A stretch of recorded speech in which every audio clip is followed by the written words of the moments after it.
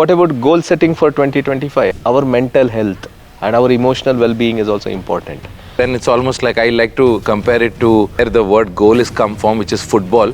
Something that is passion can never be painful. Your work and passion can't be equal. Goal setting should be smart, right? An additional course that will get me 10 lakh additional income. Sometimes this manifestation can convert it to a little bit of hallucination. Sudesh, how are you today? I'm good. What about goal setting for 2025? I think we are all corporate professionals. It's important to set the goal for the year. What is your opinion about goal setting for the year?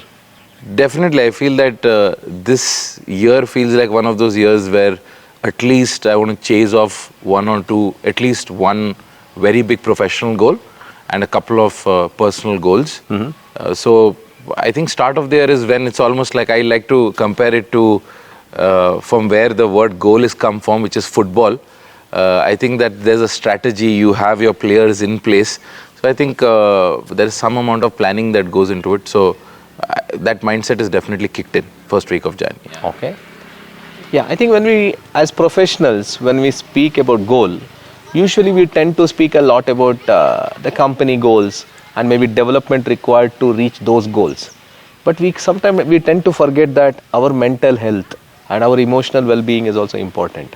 So when we are setting goals, don't you think we also have to talk about the personal goals? Absolutely. I think fair point, Prashanth. When you say that mental health is one of the aspects and how it's directly connected to goal setting, I think it is very underrated. People don't see the connection, but if your framework to set goals is not all right, there's a very easy chance that either you're overwhelmed, which will have finally an impact on how you interact with your family, with your friends, with your colleagues in the workplace.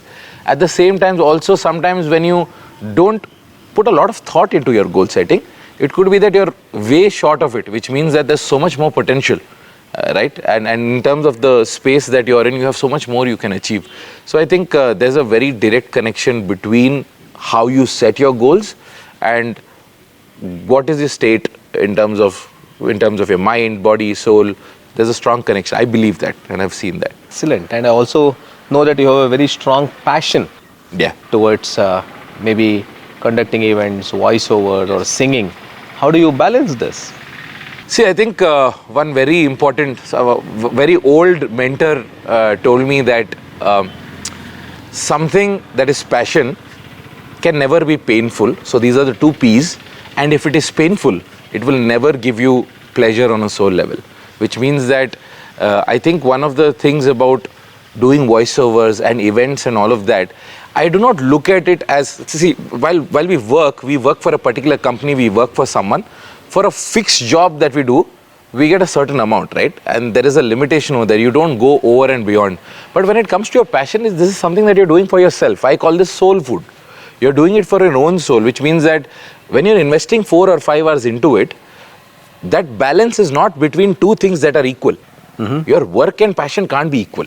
Like on a personal level, you're invested in your passion to kind of satisfy your, maybe you feel good per se.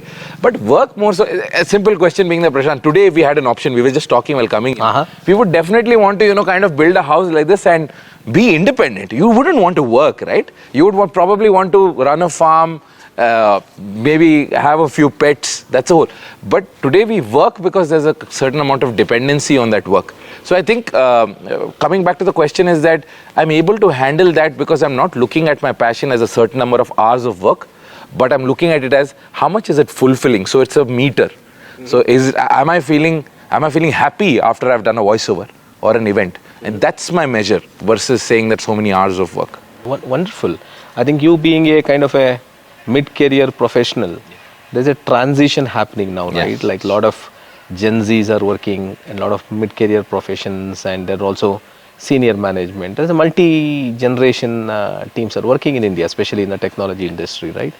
How do you see interacting between these different phases or different stages of career? I think this time and age and the kind of space that we are in is super interesting. And why I believe so is that if you just dial back about 40 years, people that, say for example, worked a bank job their path of progression was linear, which means that there are no 10 different inputs to go to. I mean, max you would go to your dad and ask him saying that, is this the right path I'm following? And he's also come from a very linear structure. To the question that you asked, I think in today's age, there is so much stimulus. Look at my perception is formed from social media. My colleagues are saying something. Someone's talking about an additional course that will get me 10 lakh additional income if I do, say, for example, data science. So in today's date, I think because there are so many influences, it's an interesting time for people, especially for a mid-career professional like me, to kind of to be able to balance that and say that what is relevant to me and what is not relevant. Because advice is coming from so many different places. I receive it today. But I think, and definitely you've kind of passed through that stage, and you know for a fact that as long as you are able to retain, especially when it comes to career, able to retain what is important to you and what is not important, that is one of the. So I think this, for me, it has been as to what is the template that I'm following. I'm looking at someone's career path and how do I fit into that. So it's a lot about how do I fit into that piece. Interesting. I think then coming back to goal setting, so it's important to consider all these aspects where you are at your career today and what you want to do and what are the inputs available and how you can go there, and then setting some practical measurable task. Like we always say that goal setting should be smart, right? Yes. It should be easy to measure and achievable, and Yeah, in fact, good that you mentioned that. I think one of the things that I've been following for some time is the SMART framework itself. That is that, and just so that people know that your goal is specific. Simple example being that I'm giving personal examples. For a very long time, I had a goal that I'll improve my quality of life, which could be, anything per se, right? But I then realized that, okay, it has to be more specific, saying that I am going to improve what I do at work this time, right? So that's the S part of it. M is measurable, probably saying that I'm going to be more happy. Again, happiness you can't directly measure. I would probably be more happier saying that, can I do 10 voiceover projects this year that I am invested in, right? So that is something that I can, kind of measure. A is attainable. Simple example, right? We were just talking about some personal goals. Today I'm maybe 105 kgs, but tomorrow all of us are saying that I will work out for 24 hours continuously and tomorrow drop 20 kgs. It's not an attainable goal. So I think some amount of practicality is there. R being the relevant. For quite a few years, I realized that I ended up chasing goals that did not add to my overall picture of life. So I was doing few things on the side that weren't even, kind of helping me, build my personality. And T is timely, that a deadline is there. So thanks for mentioning that. I think it's super important that a professional, especially in any space, know that these are, when you set your goals, these are the parameters that should be there. should have SMART goals. Smart frame as a framework, definitely. See, we spoke about goal setting, SMART goal setting. But when we start the execution, we will also find that there will be some impediments. We are not able to reach the goal. There will be some showstoppers. How do you think we should work on it? I think, Prashanth, and it's an important point, right? I think there is a big M behind the impediments for goal setting, which is motivation. And one of the examples I'd like to give is that I feel like our daily motivation is like a bank account, right? There are only two things that can happen. There is debit and there's credit. Now there are different activities that happen throughout the day. Like for example, when you get up in the morning, you have a fight with your wife, something's happening at home, your child is crying. That is an example of your motivation getting debited. Moment that you see that good stuff is happening, you're receiving appreciation, all of that, that is motivation getting credited. Now this is a process that's happening every day. Now this is very strongly connected to your goal setting, because one of the things that push you to kind of even set up on that goal was that motivation, right? Now the actual reality is that every day morning when we get up, we are not getting up at the same level of motivation. So number one, I think, in terms of impediments and challenges, is to somehow reinforce that goal. Simple example. If tomorrow my goal was to reach, again I'm talking about the fitness journey because it's a real thing that I need to deal with right now, and that's something that I've planned for 2025. If my target weight was to reach 75 kgs, when I get up in the morning, the first thing that I should see on the wall opposite me is 75, that number. Which means that irrespective of previous night, whatever has happened, I've had some dessert and ice cream. In the morning when I get up, I know 75 is the goal. I need to head to the gym. So I think number one is reinforcement to be able to. So that's one of the ways that you get over the challenges. I think number two is that the people around you that are close to you, tie them to your goal. It's almost like saying that no cricketer performs without the support team and support system, the physiotherapist and all of them. So I think even in life, if the people around you, if you can somehow get their buy-in on your goal, again coming to the example of saying that if 75 kgs was my weight, this thing that's there, and my partner is invested in it, they're going to somehow make sure that I get up at 6:30 and go to the gym. True. So have a backup plan over there, right? So this is a couple of things. Yeah, it's a powerful way of this thing, having a support system buy-in. So I think at least right now, on the face of it, I think reinforcement, try to make sure that you're able to see that goal that you've set as much as possible at work, at home. So it could be a board, and it could be something as simple as reminders saying that Sudesh, you were supposed to by this point of time reach this. Have you reached it? It could be a simple phone reminder. Maybe you should put 75 in all your shirts and t-shirts. Why not? I mean, why not? I mean, that's one of the other things that's quite possible. Right now, just think of it. I mean, we just spoke of this idea and you were immediately able to correlate and come up with saying that, let me put 75 on my t-shirt and that is going to mean something to me, right? So I think goals can have specific meaning, and to bring that meaning out, there are different methods which may or may not, something that works for you might not work for me, something that works for me might not work for you. But I think these two are important things, right, to kind of do. I agree with you. I think I have seen that in my experience also, right? So when you have the clear commitment, when you're reinforcing it again and again, and when you have more people to support you and make sure that you go towards that, then the chances of achieving goal is much higher than what's there. Sudesh, you spoke about a very important point, right? Reinforcing. Yeah. We can also call it as manifestation. Yeah. So, what do you think that importance of manifestation? Do you have any examples to quote? Absolutely. I think we'll come to the most basic of examples. We're sitting in such a nice, beautiful area. But let's talk about the process of constructing a house. When you're building a house, the civil engineer starts with the plans. After that, there's a structure to it. There's a floor schematics. Someone sits down, maybe they pull out AutoCAD, put the software out there, give a structure to that.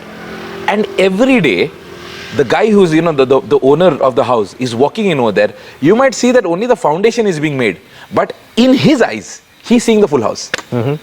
Why? He has someone's put out structure saying that, Prashanth or Sudesh, when the house is built, it will look like this, right? What he's doing that every day is coming in over there, he's looking at it. In his mind, he's building a little extra. As the structure is being completed, the idea is also in his head changing. Oh, this is how I thought it would look, but now it's looking like this.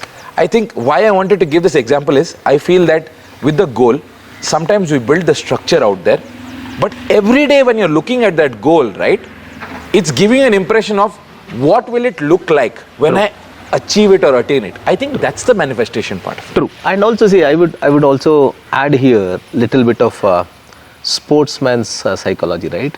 The people who run, it's very painful, very stressful. Do you know there is a trick how they manage it? They don't think about that running process. They visualize once that 100-meter run is over, once I win, how would I feel it? Correct. Similarly, when you are chasing a goal or when you are going through removing an impediment, it will help. For me personally, this helps. This is how I'll think about it. When I'm going through something tough, I'll think about it. Okay, it's fine, but how it will be once I cross this? And I'll try to look back from there and say, wow, what an experience, right? Correct. So that is a kind of maybe somewhere it is related to manifestation, but it's more of saying finish line, how it will feel to get into finish line. In fact, thanks for bringing that up. I think now we were talking about like some of the real world aspects, but there's a science behind it. I mean, what you were exactly saying is the release of dopamine, right? Yeah. Dopamine is one of those things that's secreted in our body when we feel that thrill or that rush. Now, one of the biggest things that gives us a thrill or rush in life is achieving the goals that we've set out to achieve, right? Like for example, the kind of happiness that you get when you finish those 10,000 steps per day is very different. I mean, there's a glow on your face and you can see it. So I think definitely psychologically there is an impact that is there, but manifestation, just being able to, kind of think that tomorrow if I'm working on a fitness goal, that this is how I look in the mirror. And for me to able to, kind of zoom out and say that this is who I am today, but tomorrow I will look like this. What do I need to get from this side of the mirror to that side of the mirror? I think that's the manifestation process. But only thing what I can tell you here, I was also talking to a doctor today morning. There is a chance that sometimes this manifestation can convert it to a little bit of hallucination, where you can start, like seeing things which are not true. Then it can lead to some challenges. So you should have that maturity and that understanding also to say that it is practical. Definitely. Right? See, sometimes when things are not practical, that is where the hallucination comes into picture. Very true. Very true. Yeah. I think with that point, I think having that support system is very important. Who will keep you. When we hallucinate, it keeps us grounded, right? People at home, all of a sudden suddenly saying that you've set out to achieve this goal, but this is spoiling. Again, like it's a very real world aspect that you spoke about it, right? Sometimes you can be so focused on your goals that you might compromise on personal relationships. Absolutely. Quite simply. Now, the whole point of goal setting is not to become Milkha Singh and to finish the race. The whole point is that while you're running that race, you need to remember that there were people along with you that got you ready for that race. You can't forget. And as much as possible if they can be part of it. Absolutely, correct. If they can run alongside you, very good. But while running, if you can be grateful for the fact that you are there because of those people, nothing like it. Yeah, maybe I think to conclude, I can also say that once somebody asked a wise man, what is important? Is it journey or destination? But he said, important is company. Correct. Very true. Excellent. Nice talking to you, Sudesh. We'll have more conversations in future. Absolutely. My pleasure. My pleasure. Thank you.